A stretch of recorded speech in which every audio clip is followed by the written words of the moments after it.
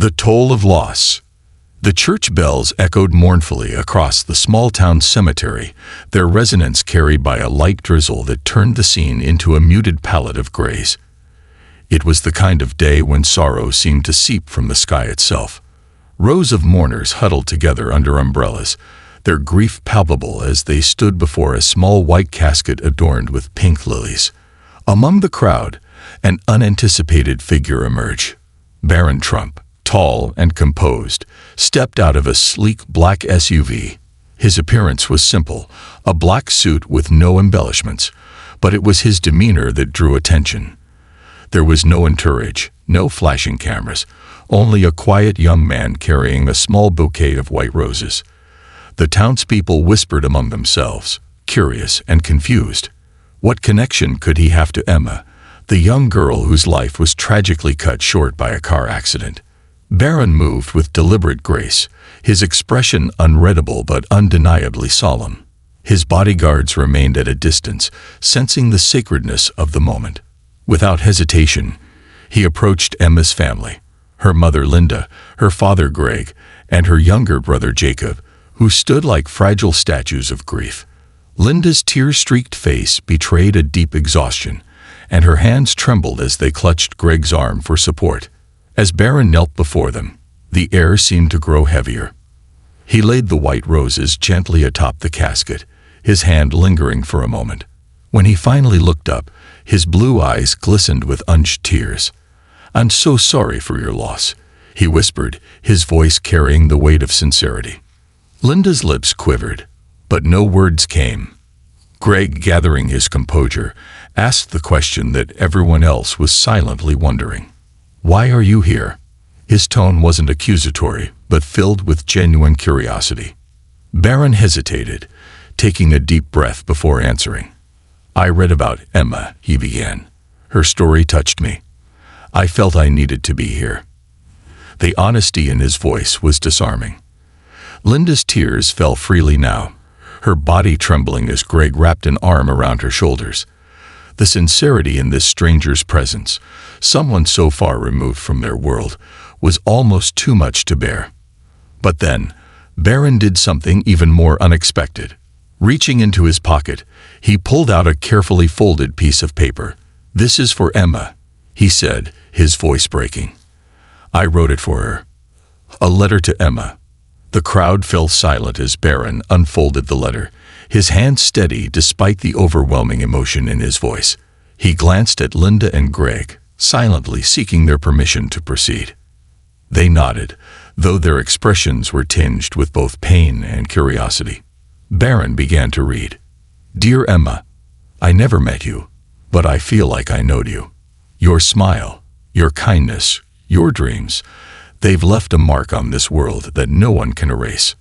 I've heard about how you always helped your friends, how you made everyone laugh, and how you wanted to be a teacher to inspire others. Your story reminds me that life is fragile, but also beautiful. Even though you're no longer here, your light still shines in the hearts of everyone who knew you, and even in those who didn't. I promise to carry your story with me, to remind myself and others to be better, kinder, and to cherish every moment. Thank you, Emma, for being you." By the time he finished, tears streamed down Barron's face. Linda and Greg clung to each other, openly sobbing. Even the crowd, who had come to mourn quietly, could no longer hold back their emotions. The rawness in Barron's words and the depth of his grief for someone he'd never met left no heart untouched. Barron gently folded the letter and placed it atop the casket, his hand trembling slightly. The drizzle softened, and for a moment, the world seemed to hold its breath. Jacob's teddy bear. Amid the emotional silence, a small voice broke through. It was Jacob, Emma's younger brother. Barely 10 years old, he had clung to a worn teddy bear throughout the ceremony, his knuckles white from gripping it so tightly. "Did you really write that for my sister?" he asked, his voice trembling but earnest. Barron knelt to meet Jacob's gaze, his towering frame folding gracefully. "I did," he replied softly. "Your sister was very special, wasn't she?" Jacob nodded, his lower lip quivering. She was my best friend. Barron's expression softened, his eyes filled with compassion. Then you must be very special too, he said gently, because you were her brother. Jacob hesitated, then extended the teddy bear toward Barron. Can you give this to her in heaven? He asked, his voice breaking. Barron's breath caught. Without missing a beat, he took the bear in his hands and said, I'll make sure she gets it. His voice was firm yet kind, carrying the weight of a promise made to a child who desperately needed to believe in something. A song for Emma. Just when it seemed the moment couldn't grow more poignant, another voice spoke up. It was Lily, Emma's best friend. Clutching a small guitar, she stepped forward, her face streaked with tears. I want to sing something for Emma, she said, her voice shaking. Barron moved aside, giving her space. Lily began to strum the guitar, her fingers trembling but determined. The melody was simple yet heartfelt, a song about friendship and love that had been Emma's favorite. As the last note faded, the cemetery was silent except for the soft sounds of weeping. Without a word, Barron approached Lily and whispered something to her. She nodded, handing him the guitar. Though clearly unpracticed, Barron began to strum. The notes were clumsy at first, but he persisted, the melody returning with an emotional resonance that transcended technical skill. His voice, low and uncertain, joined the song. Together, they created a duet that would be remembered by everyone present. A tribute not only to Emma, but to the enduring power of kindness and connection. Hope in the Rain. As the ceremony concluded, Barron lingered by the graveside. He placed Jacob's teddy bear on the casket, whispering, For Emma. The sight was almost too much for the crowd to bear. Strangers embraced, united in their grief and gratitude. Just as Barron turned to leave, the gray clouds parted, and a rainbow broke through, casting a hopeful glow over the cemetery. It was a moment of unexpected beauty, a reminder that even in the darkest times, light could find its way through. Linda and Greg approached Barron one last time. Why did you come here? Linda asked softly, her voice filled with a mixture of wonder and gratitude. Barron's gaze remained on the rainbow. I didn't know Emma, he admitted, but I know what it's like to feel invisible, to feel like the world doesn't see you for who you really are. His voice carried an unspoken depth, a vulnerability that resonated with everyone who heard it. Linda reached out, placing a hand on his arm. You've done more than honor her, she said, her voice thick with emotion. You've given us a piece of her back. Barron nodded, his jaw tightening as he fought back tears. She deserved that, he whispered. As he walked away, the crowd watched him in silence. They had come to mourn a life lost, but they left with something unexpected, hope, and a renewed belief in the power of compassion. The letter that spoke to all. The quiet hum of the crowd stilled as Barron carefully unfolded the letter. Each crease in the paper seemed to hold a weight of its own, as if the very act of opening it released a quiet reverence. His hands were steady, but his expression revealed the emotional storm brewing within. Barron's gaze swept briefly across the gathered mourners, resting momentarily on Linda and Greg, who nodded through their tears, granting him permission to proceed. The young man's voice, soft yet clear, broke through the tense air like the first note of a solemn hymn. Dear Emma, I never had the chance to meet you, but somehow, I feel like I know you. From everything I've heard, your smile was the kind that could light up a room. Your laughter, infectious. Your heart, endlessly kind. Even though we were strangers in life, your story has touched me in ways I didn't expect. I've learned that you dreamed of becoming a teacher. I can picture you standing in front of a classroom, encouraging others to see their potential. You wanted to inspire, to give back, to create a ripple of kindness in the world. And though you didn't get the chance to live out that dream, I want you to know, you already succeeded. Emma, your life, though short, left a legacy that even strangers like me can feel. It's a reminder that life is precious, fragile, and beautiful. It's a reminder to slow down, to love fiercely, and to never take a single moment for granted. I promise to carry your story with me, not as a burden, but as a light. I'll strive to honor the kindness you embodied, the love you shared, and the joy you brought to others. Thank you for teaching me that even in grief, there is beauty. Even in loss, there is hope. Rest peacefully, Emma. You will never be forgotten. With respect and gratitude, Barron. As the final words escaped his lips, Barron lowered the letter, his voice quivering with unspent emotion. For a moment, there was no sound except the soft patter of rain on umbrellas. The air was heavy, not just with grief, but with a shared understanding that transcended words. Barron, a figure so often seen as distant and unapproachable, had unveiled a piece of himself that no one expected to witness. Linda's sobs broke the silence, her body folding into Greg's arms as the words sank in. The sincerity in Barron's voice had peeled back the layers of their pain, exposing a raw but healing connection. Greg, fighting his own tears, reached out and placed a hand on Barron's shoulder. "Thank you," he whispered, his voice hoarse. "Thank you for seeing her, even though you never knew her." Barron simply nodded, his jaw tightening as he fought to contain his own tears. He glanced at the letter, then at the casket, and placed the folded paper gently on top. His hand lingered there for a moment, as if the act of leaving the letter was also leaving behind a piece of his own heart. The mourners stood spellbound, their grief momentarily eclipsed by a feeling they hadn't expected to find: unity. Barron's words had transformed Emma's funeral from a private tragedy into a shared experience of remembrance and resilience. The ripple effect of words. Amid the crowd, some whispered among themselves, marveling at how a young man of such prominence had come to honor a girl from a town so small. Others wiped away tears, unable to hold back the emotions stirred by his heartfelt tribute. Barron, a figure most often seen from a distance, had closed the gap between himself and these strangers through nothing more than a letter and the vulnerability it conveyed. But his words had an even deeper effect on Emma's younger brother, Jacob, standing nearby, clutching his well-worn teddy bear. Jacob stared at Barron with wide, tear-filled eyes. The letter, though written for his sister, felt like it had spoken to him too. He hadn't understood all the words, but the way Barron had spoken them, the care, the respect. It made Jacob feel as though his sister's life had truly mattered, even to someone she'd never met.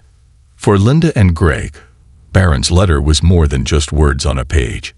It was a bridge, a way for them to connect with Emma's spirit and begin the painful journey of healing.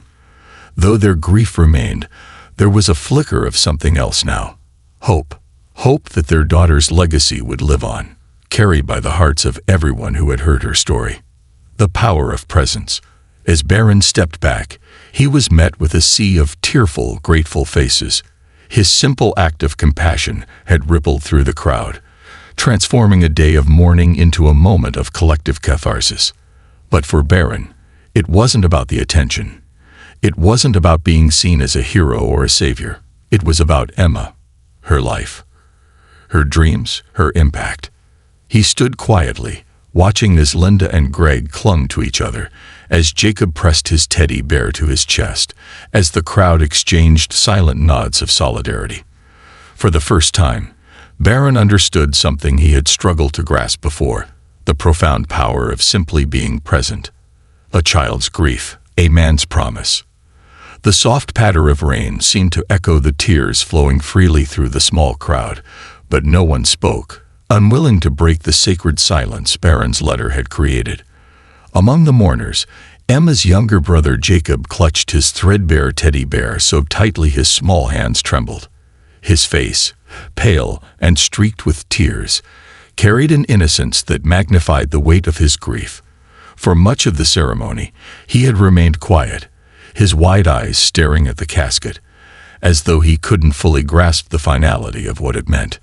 Barron noticed Jacob almost immediately. The boy's vulnerability seemed to pull at him, reminding him of a younger version of himself, someone who had once felt unseen, unsure of his place in the world. Kneeling down, Barron folded his tall frame to meet Jacob's eye level, his presence both gentle and respectful. "What's your name?" Barron asked softly, his voice low enough to keep the moment private despite the crowd's curious gaze. "Jacob," the boy whispered, his voice barely audible over the rain. Barron smiled faintly, nodding. "That's a strong name. Your sister must have been really proud of you." Jacob's lower lip quivered as he looked at the casket, his grip tightening around the teddy bear. "She always said I was her best friend," he said, his voice breaking. "She told me I was her little buddy." Barron's throat tightened at the boy's words. He could see the depth of Jacob's loss in his tear-filled eyes, a loss too great for someone so young to bear. "I think she's still proud of you," Barron said after a moment. "And I think she'll always be your best friend, even if you can't see her anymore." Jacob blinked rapidly, as though trying to hold back a fresh wave of tears. Then, after a moment's hesitation, he held out his teddy bear to Barron. "Can you give this to her in heaven?" he asked, his small voice trembling but earnest.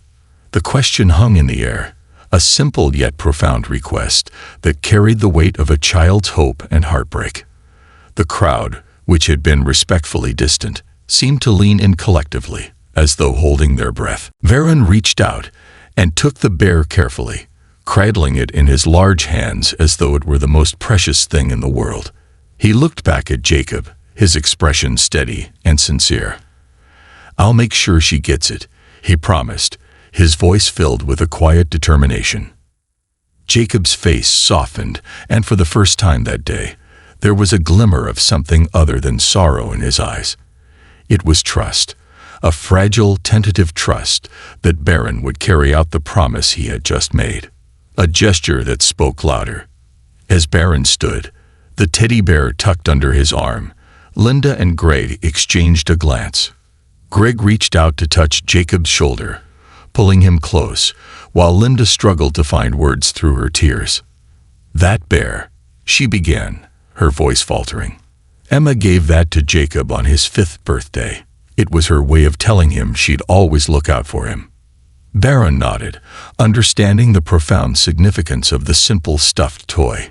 "It's a symbol of their bond," he said gently. "It deserves to be with her." The sincerity in his voice brought fresh tears to Linda's eyes.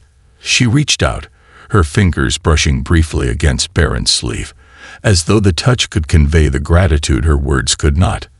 An unexpected duet. Just as the moment between Barron and Jacob began to settle, another voice broke the quiet. It was soft and hesitant, yet it carried an undeniable strength. "Can I sing something for Emma?" The crowd turned to see Lily, Emma's best friend, clutching a small guitar against her chest. Her hand shook as she stepped forward, her tear-streaked face reflecting both grief and determination. Barron stepped aside, his tall frame moving gracefully to give her space. "Of course," he said, his voice warm and encouraging. Lily nodded, her fingers fumbling as she positioned the guitar. The first few notes were shaky, the strings vibrating unevenly under her trembling touch.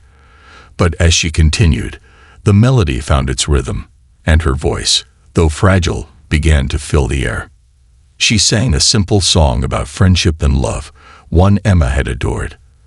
The words spoke of shared memories, unbreakable bonds, and the bittersweet beauty of saying goodbye. The melody wove itself through the crowd, wrapping around each mourner like a blanket of shared emotion. Linda and Greg clung to each other as the song poured over them, their tears falling freely.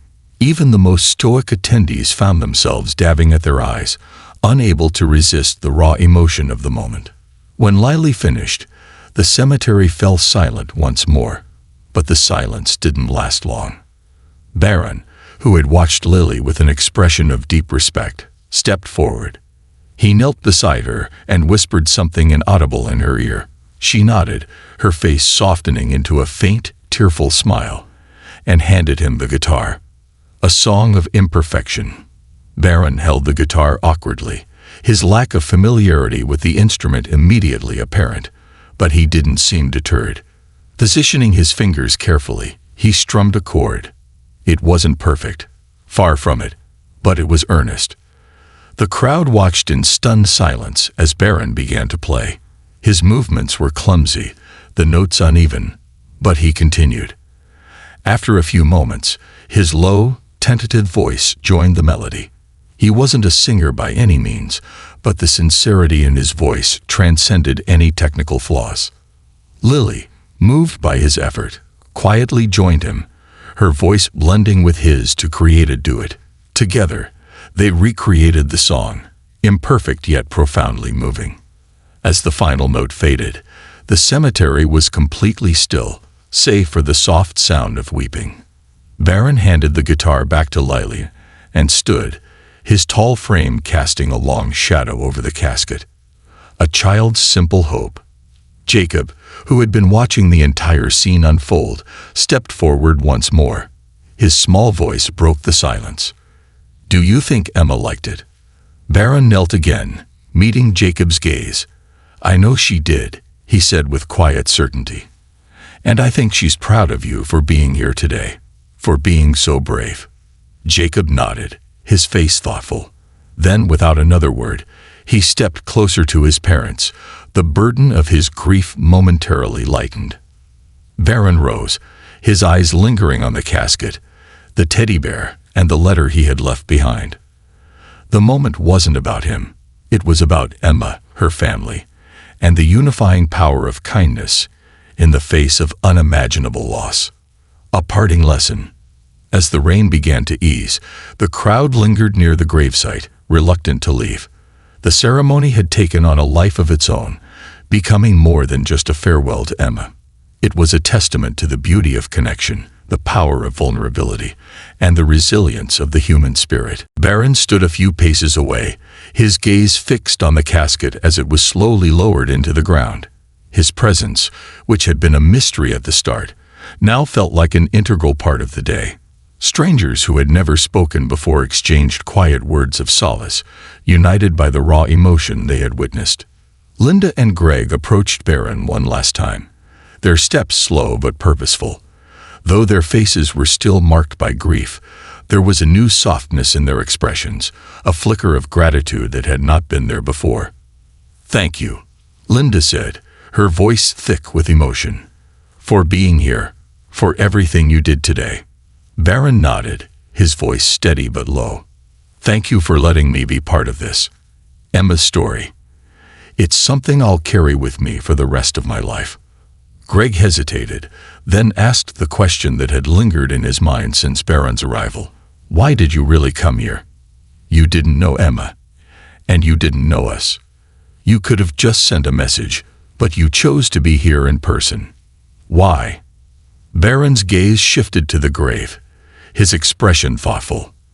After a moment he said, "Because I know what it's like to feel invisible. To feel like the world doesn't really see you for who you are. But Emma, she wasn't invisible. Even in her short time here, she left a mark so powerful it reached me, someone she never even met. I came because I didn't want her story to be forgotten. I came to remind myself, and others, that kindness and love matter, that they last." Linda reached out, placing a hand on his arm. "You've done more than honor her," she said. "You've reminded us of that too." Barron's jaw tightened as he fought back the wave of emotion threatening to overtake him. "She deserved it," he whispered. As the final shovelful of earth covered the grave, a shaft of sunlight broke through the clouds. The rainbow that had formed earlier remained, casting a soft glow over the cemetery. It was as if the heavens themselves were offering a small token of hope to those left behind. The photographer's gift. As the crowd began to disperse, an older man with a weathered face and kind eyes approached Barron. He carried a small portable camera and held a freshly printed photograph in his hand. "I think you should see this," the man said, hesitating slightly as he extended the picture to Barron. Barron took the photograph, his breath catching as he looked at the image. It showed him kneeling at the casket, Jacob's teddy bear cradled in his hands, while the rainbow arched above. The light seemed to wrap around the scene, giving it an ethereal quality. "This moment," the photographer said, his voice gentle, "it's not just about grief. It's about hope, healing. I think people need to see this." Barron studied the photograph for a long time. Finally, he handed it back. "If it helps someone, share it," he said quietly. "But make sure it's about Emma, not me." The photographer nodded. "It's about all of you," he replied. "About what it means to truly see one another." A final reflection. As Barron walked back to his car, he turned for one last look at the cemetery. Jacob stood by his parents, his small hand clutching Linda's. The teddy bear, now buried with Emma, was no longer in his grasp, but something else had taken its place, a sense of peace, however fragile. The drive away from the cemetery was quiet.